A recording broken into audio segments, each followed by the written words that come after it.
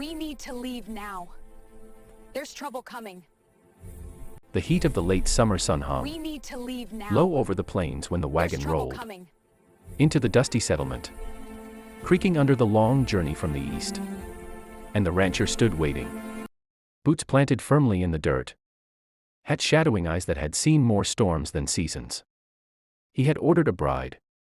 Not for love, not for romance, but because life on the open land was harsh and a man could not hold a ranch together alone.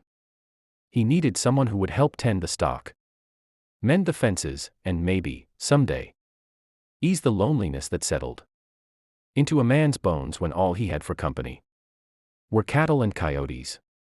He had sent payment months ago, arranged everything through letters, and had been told that a young woman, willing, capable, and healthy, would be sent to him. What he did not expect was the figure who stepped down first when the wagon came to a stop, skirts dusted, hands clasped tightly, chin trembling just barely under the weight of something unspoken. She was not the bride he was expecting. She was younger, quieter, and her eyes held the kind of shadows that only come from carrying too much for too long.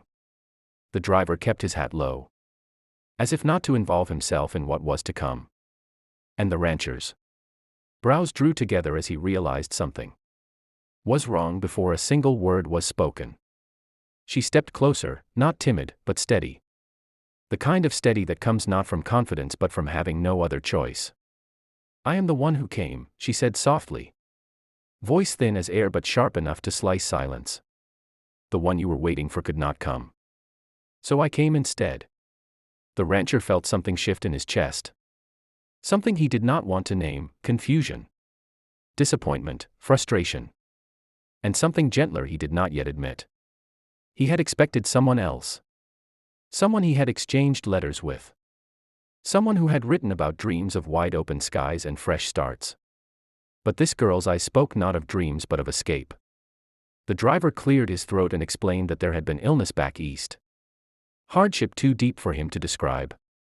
And that the one he had arranged the marriage with had begged her sister, this quiet, solemn figure, to go in her place, to take the path. Because there was no life left for her back there. The rancher felt the weight of the revelation, like a saddle thrown hard across a horse's back. He had ordered a bride, not a burden. Not a tragedy, but here stood a girl who had chosen exile over ruin. Sacrifice over comfort. He knew loneliness, but this was different. This was someone who had lost something she was not ready to speak about. He studied her hands. They were work-worn, but not ranch-hardened. She would struggle with the land at first. He knew that. But she did not flinch when the wind kicked dust around them. She did not shrink when coyotes howled in the distance. She stood with the kind of quiet endurance that only those who have already survived too much can possess. "You were not the one I expected," the rancher finally said, his voice low, steady, not unkind. She lowered her gaze but did not look away entirely. "No," she said. "But I am the one who is here." There were no contracts to sign. No witnesses to call, no preacher ready to speak vows.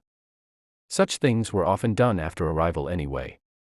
A rancher and wife could be wed in the town next week. The important thing was intention. And both had arrived here with theirs carved silently into the dust. He lifted her bag, surprised by how light it was. A life reduced to almost nothing. He knew that kind of life. He nodded once. Simple, honest, accepting. Though something heavy settled in his chest as they walked toward his horse. The driver tipped his hat and left without further explanation, as though eager to leave behind whatever sorrow the girl carried. They rode in slow silence toward the ranch, a quiet unfolding between them. The land stretched far and wide. Golden grass rolling in the breeze. The mountains hazy in the distance like old memories refusing to fade. The ranch house was simple but sound. Built from timber he'd cut with his own hands. And the barn beside it bore the marks of late-night repairs and stubborn hope. She took it all in with a gaze that was neither impressed nor frightened. Just taking measure, adjusting. Settling herself to the reality that this was her life now. Inside, he showed her the room that would be hers for now. Separate. Respectful. He was not a cruel man. And he would not force closeness where trust had yet to grow. She set her small bag on the bed and stood for a moment. Still as a shadow, as though unsure if she was allowed to breathe. You can take your time, he said. There's no rush here. The land waits. And so can I. She looked at him then, truly looked. And he saw the storm behind her eyes, fear, exhaustion, grief, and something else. Gratitude, maybe.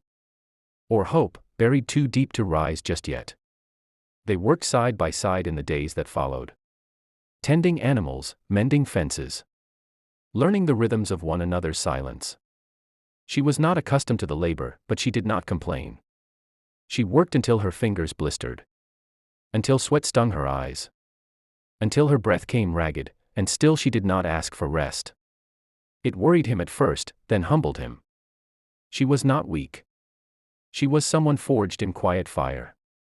One evening, as the sun set in a blaze of copper across the fields, she paused beside him at the fence line, hands resting on the wood, and whispered, almost to herself, I didn't come just because she couldn't. I came because I had nowhere else to go. He turned, not touching her, but standing close enough that she did not feel alone. Then we start here, he said. The wind carried dust and the scent of hay and the distant calls of cattle. And for the first time since she stepped off that wagon, she let herself exhale, not in fear, but in something closer to beginning.